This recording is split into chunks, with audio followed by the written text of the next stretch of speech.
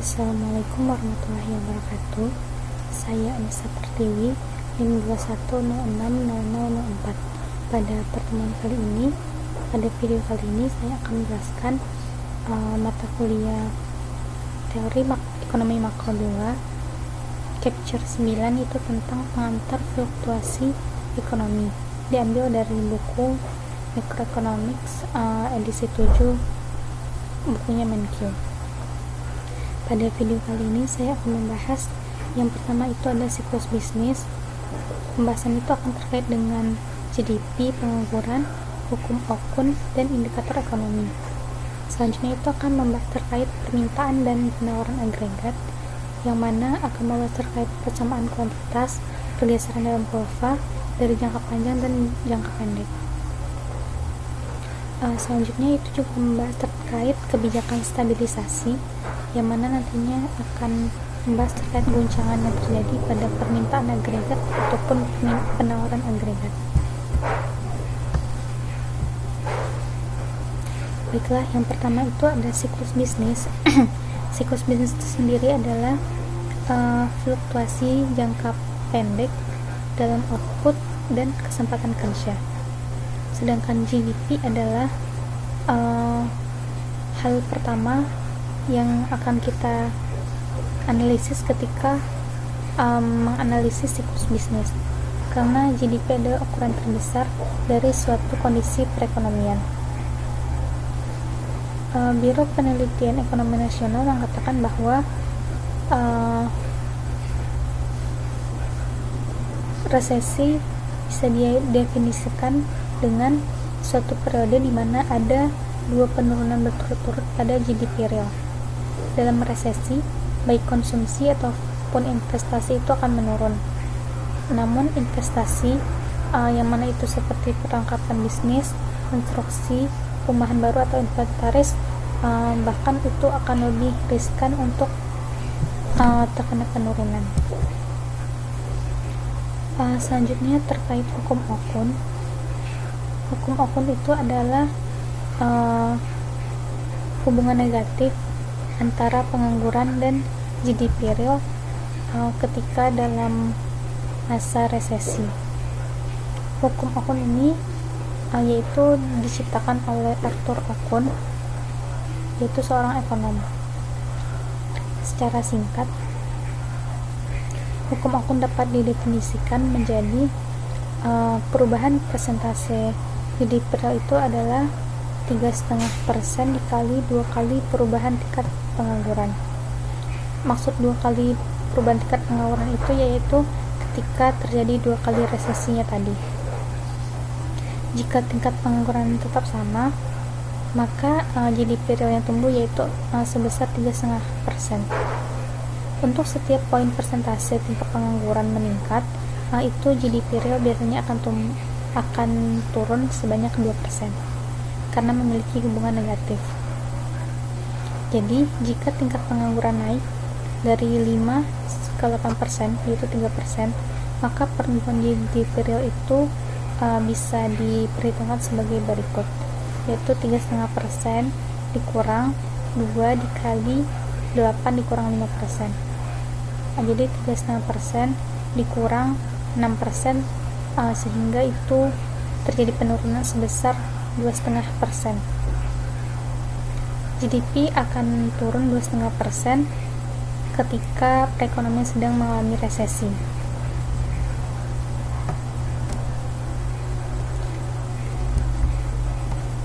Selanjutnya itu ada terkait indikator ekonomi utama. Banyak ekonom dalam bisnis dan pemerintah memiliki peran dalam fluktuasi jangka pendek perekonomian. Salah satu cara ekonom yaitu dengan meramal menggunakan indikator utama. Dalam setiap bulan, Conference Board itu adalah sebuah kelompok riset ekonomi swasta. Mereka menggunakan indeks dari indikator-indikator utama ekonomi, itu terdiri dari 10 seri data. Yang pertama itu ada hari kerja rata-rata per minggu pekerja produksi industri manufaktur. Yang kedua itu ada klaim mingguan awal rata-rata untuk asuransi pengangguran.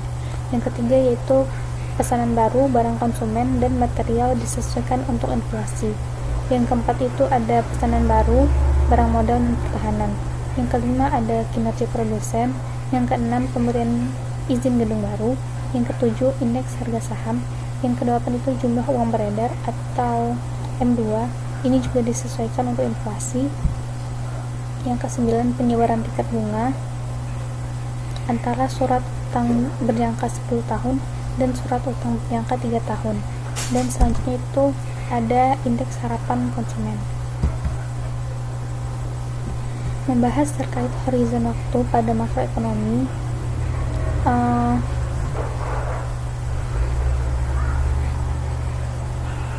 dalam jangka pendek, teori makroekonomi klasik itu tidak berlaku dalam jangka pendek karena antara jangka panjang dan jangka pendek itu berbeda perilaku harganya. Pada jangka panjang, harga itu akan fleksibel dan bereaksi terhadap perubahan penawaran ataupun permintaan. Sedangkan pada jangka pendek, kebanyakan harga itu kaku di tingkat tertentu. Karena perbedaan perilaku harga di jangka panjang dan jangka pendek, kebijakan ekonomi pun memiliki dampak yang berbeda pada horizon waktu yang berbeda. Model makroekonomi ini memungkinkan kita untuk memeriksa bagaimana tingkat harga agregat dan output agregat yang ditentukan dalam jangka pendek.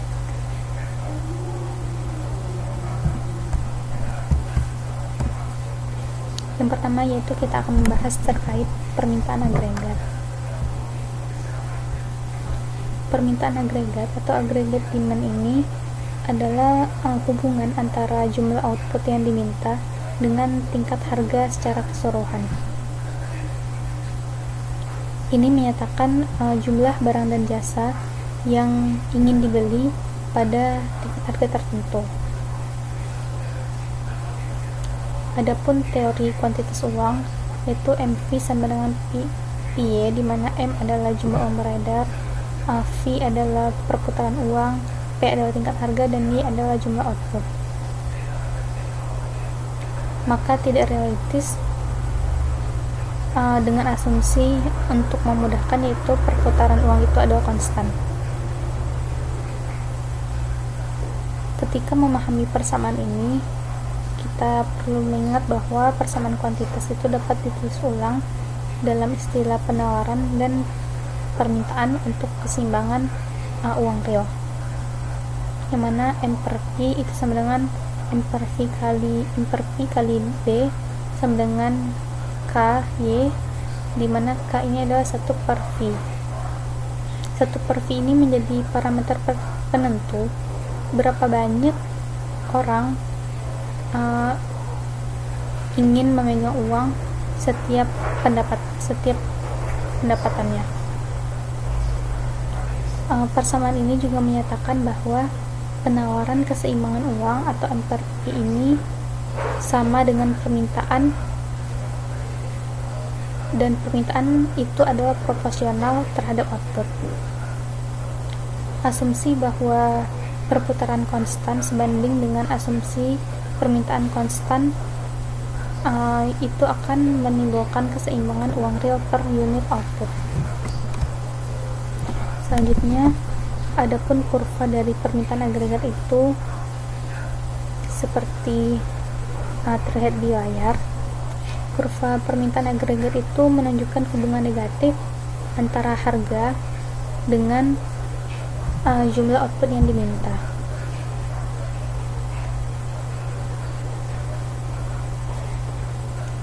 Kurva ini miring ke bawah, yaitu yang mana menandakan bahwa semakin tinggi tingkat harga, maka semakin rendah tingkat keseimbangan realnya, dan karenanya juga semakin rendah jumlah output yang diminta. Seiring dengan tingkat harga yang menurun, maka titik akan bergerak ke bawah sepanjang kurva AD, dan perubahan pada M itu akan menggeser kurva AD. Untuk jumlah uang yang beredar, untuk jumlah uang yang beredar itu akan tetap dan keseimbangan realnya akan lebih tinggi daripada tingkat harga. Sebaliknya,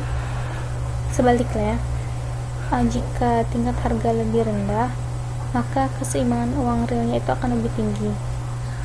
Dan keseimbangan uang real yang tinggi ini memungkinkan volume transaksinya itu akan lebih besar, yang mana artinya jumlah output yang diminta juga akan lebih besar.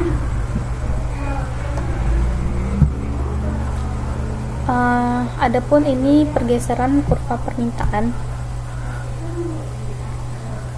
Kurva permintaan itu akan mengalami penurunan jumlah uang beredar atau M akan mengurangi nilai output nominal PY untuk setiap tingkat harga tertentu, sehingga outputnya menjadi lebih rendah.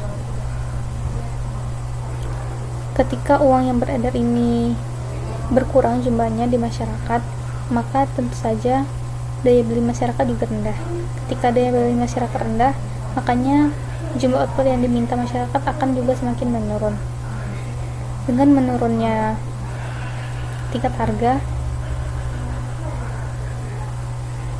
itu akan menggeser, dengan berkurangnya daya beli masyarakat akan menggeser menggeser kurva, yaitu dari AD ke AD aksen. Sedangkan ketika jumlah uang yang beredar itu meningkat, maka nilai output nominalnya itu juga akan meningkat. Untuk harga tertentu, output itu bisa lebih tinggi, yang mana terlihat seperti di layar dari kiri ke kanan, bergeser dari kiri ke kanan ketika terjadi peningkatan. Ketika terjadi penurunan, itu bergeser dari kanan ke kiri. Selanjutnya itu terkait penawaran agregat atau agregat supply. Ini adalah hubungan antara jumlah barang dan jasa yang ditawarkan dengan tingkat harga. Karena perusahaan yang menawarkan barang dan jasa memiliki harga fleksibel dalam jangka panjang, tetapi kaku dalam jangka pendek, maka hubungan penawaran agregat ini bergantung pada horizon waktunya.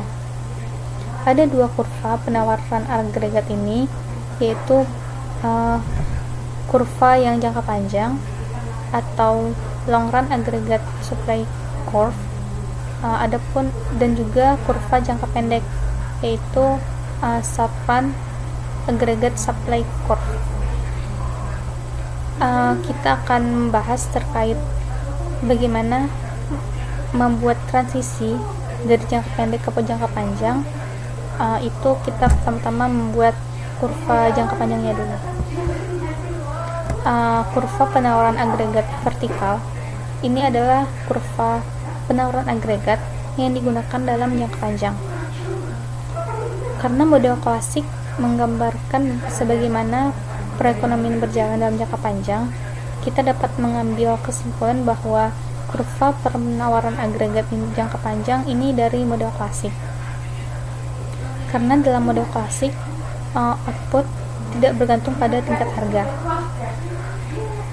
Jadi, berapapun harganya yang ditentukan itu tidak akan mempengaruhi jumlah output yang diminta masyarakat.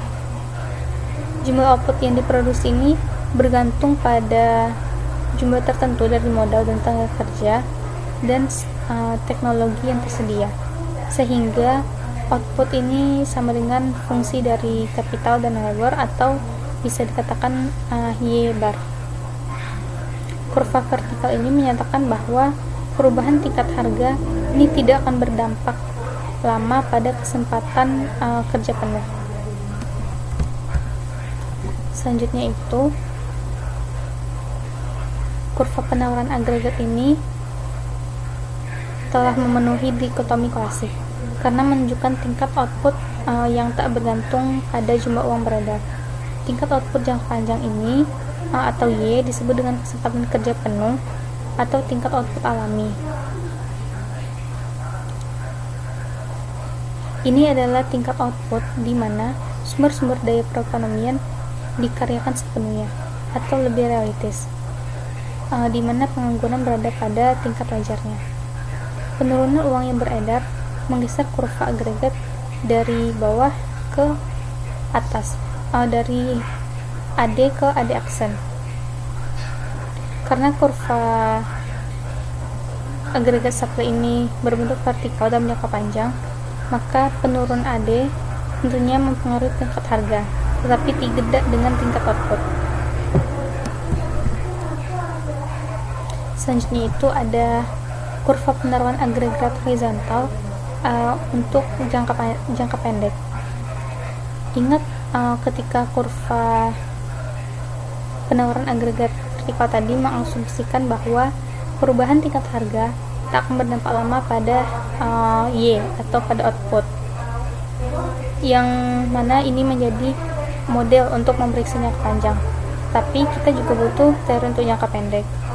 Jangka pendek ini didefinisikan sebagai interval waktu di mana pasar tidak sepenuhnya bergerak ke arah keseimbangan.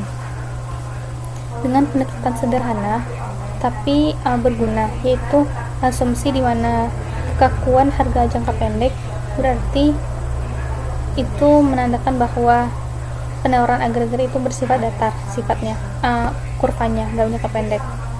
Seiring dengan AD bergeser ke AD aksen, itu kurva akan bergerak dari arah barat timur, dari titik B, dari kanan ke kiri.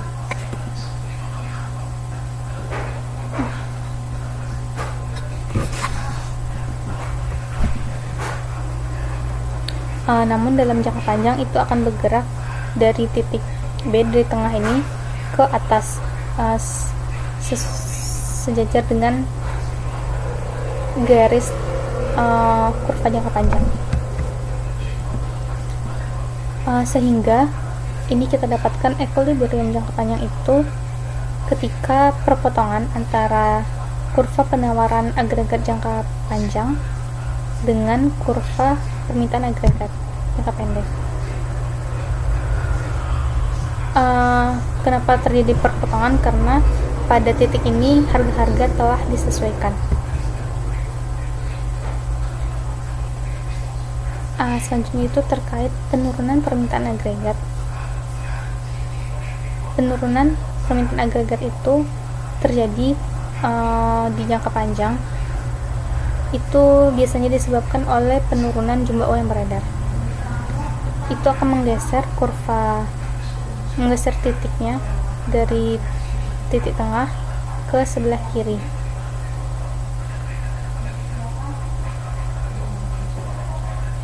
Dari titik tengah ini ke bawah masih dalam garis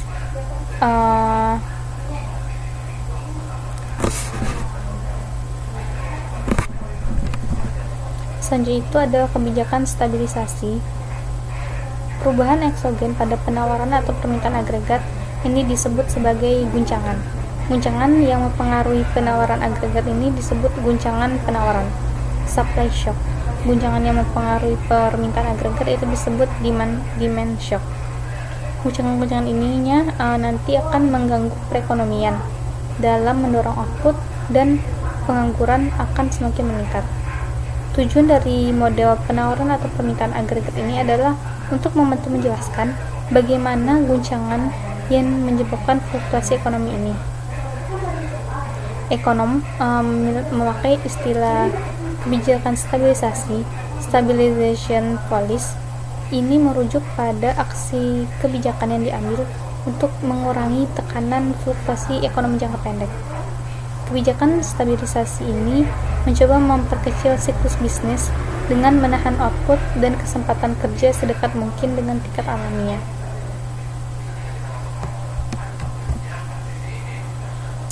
Ini ada contoh guncangan pada permintaan agregat. Ketika perekonomian mulai dalam equilibrium jangka panjang, jadi kenaikan permintaan agregat itu akan meningkatkan perputaran uang, sehingga menggerakkan perekonomian dari titik A ke titik B.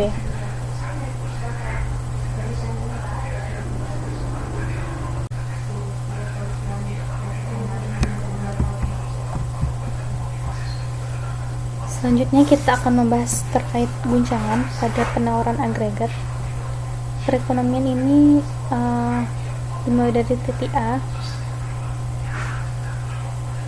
kemudian kenaikan permintaan agregat itu akibat dari peningkatan perputaran uang. Ini akan menggerakkan perekonomian dari titik A ke titik B.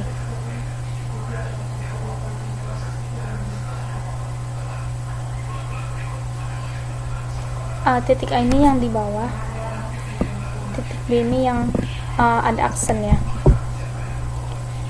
dimana output ini akan berada pada tingkat alaminya. Seiring dengan harga naik, maka output berangsur-angsur akan kembali ke titik alaminya, dan perekonomian akan bergerak dari B ke C, yaitu perpotongan antara jangka panjang dan jangka pendek. Dalam menghadapi guncangan penawaran yang semakin memburuk, Bank Sentral akan meningkatkan permintaan agregat untuk mencegah penurunan output. Perekonomian bergerak dari titik A ke titik B, dan biaya dari kebijakan ini adalah tingkat harga yang lebih tinggi secara permanen. Terbukti bahwa di sini dari jangka pendeknya itu dari SARS ke SARS aksen itu harganya akan meningkat, tapi itulah yang akan membuat equilibrium.